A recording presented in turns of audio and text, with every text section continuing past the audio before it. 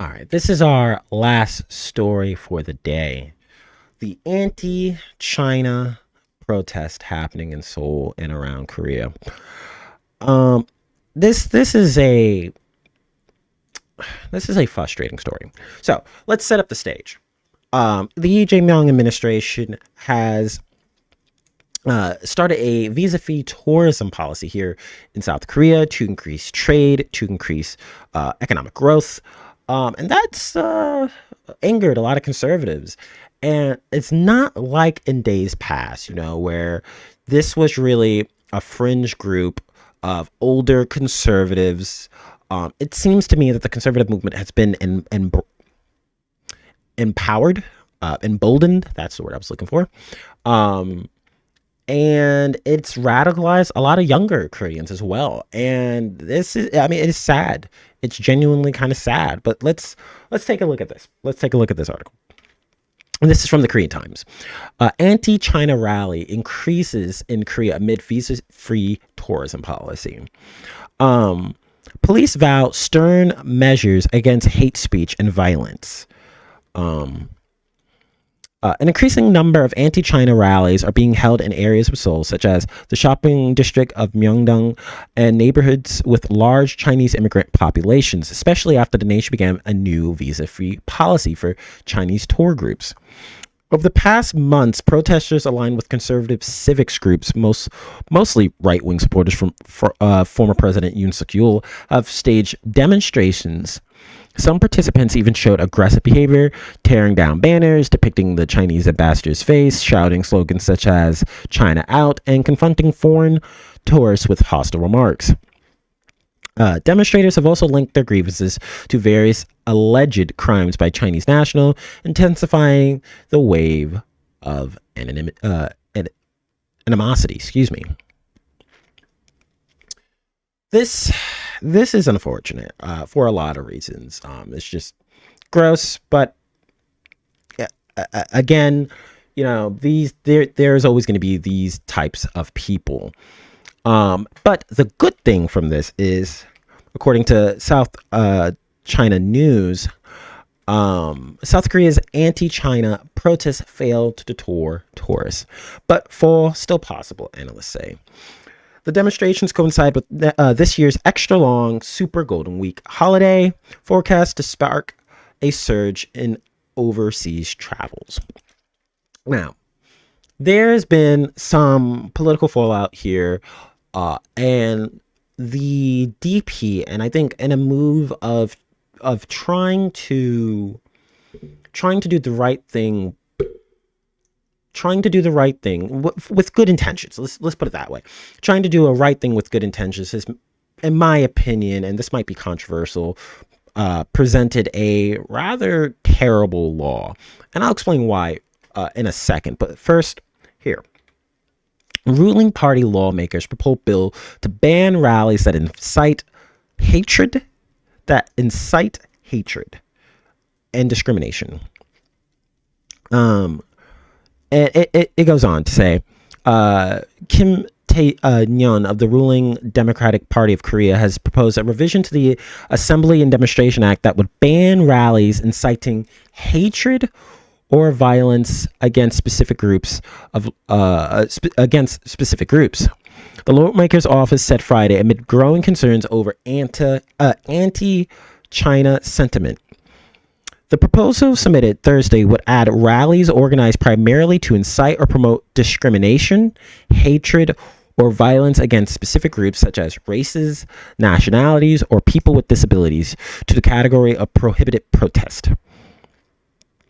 The current law stipulates that rallies may be banned if they threaten public order or take place at restricted locations in times, but it does not include provisions against demonstrations aimed at particular groups. This, in my opinion, is a terrible law. And I know you're probably going, Thomas, what are you talking about? This is going to protect a lot of communities and marginalized groups, and this is a good law. And I want you to take a second and think about this. Think about how, with whichever administration's in power, whether it be liberal or conservative, how this could be weaponized, how this could be utilized to stifle speech. In America, we have the Second Amendment, guarantees freedom of speech. In South Korea, they have Article 21 of the Constitution, which codifies free speech into law. And there's very few limiting restrictions on said speech. And I think this would fly in the face of the spirit of that law. Why do I say that? Well, according to the rules of the way they've worded this, the way they've put this, is that in theory, follow me here. In theory, a pro-Palestine protest could be deemed discrimination against Israelis, and that it could be banned. A rally marching in solidarity with Palestine could be banned because of how someone interprets the law. Because there's the law written on the books, and then there's interpretation of the law. Okay, let's take this. Let's bring this even closer to home. An anti-America rally or an anti-Trump rally, because of the current situation between South Korea and Trump, could be deemed offensive against Americans. Thus, then the rally could be banned. This is a affront to freedom of speech. Now, violence, calling for violence, that should be banned. That shouldn't be allowed. That's a totally different argument. But what I'm having problems with, is I'm trying to find it, sorry. To incite or promote discrimination, hatred, and violence. Like I said, I support that. But the discrimination or hatred, that's promote or incite discrimination or hatred. Well, by whose definition? By whose definition, discrimination or hatred? How does that, how do we codify that? How do we explain that? This is where freedom of speech is so fundamentally important. Do I like what they're saying? No. Do I think what they're saying is right? No. Do I think they have the right to say it? Unfortunately, yes. You know, in the United States, and this might be because I'm American, but in the United States, Nazis do rallies. That is just a thing that they do. No one likes it particularly. Well, most people don't like it particularly. It's not something we're happy about, but it is their right to do it. And now, if the public shames them, which they do, that's our right to do that too. But to stifle speech,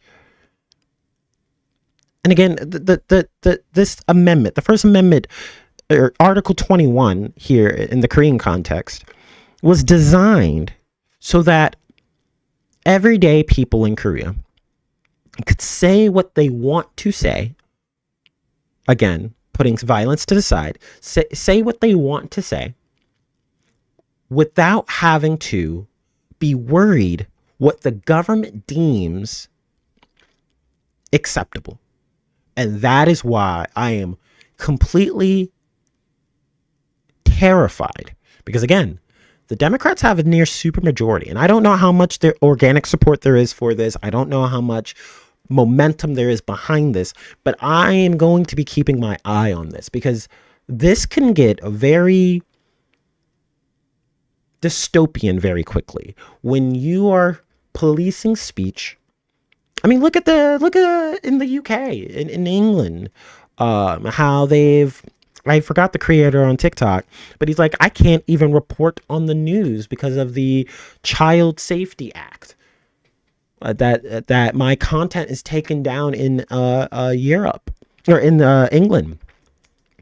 It is sweeping measures like these that become dystopian under the wrong administration. And I think allowing the freedom of speech to be exercised by people, even speech that we do not like, is an important facet of a free and democratic society. And that is why this bill that I look at, I don't like that. But you know what I do, what I would like instead of something like this is an actual anti-discrimination law to protect people when they go to work, to protect people when they're getting services, to protect people in society, not just at rallies.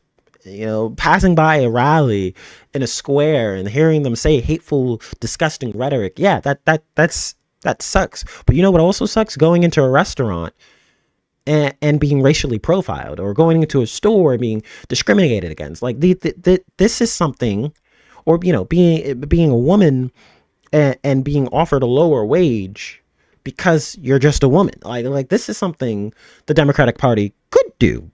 And it's interesting to me that instead of doing that, they have chosen this roundabout way to try to inrun their own constitution. It's baffling to me, the lack of urgency, especially in a situation like this, where this calls, hey, yeah, maybe we do need to codify an anti-discrimination law. Hey, maybe we do need to protect minorities in this country. And yet,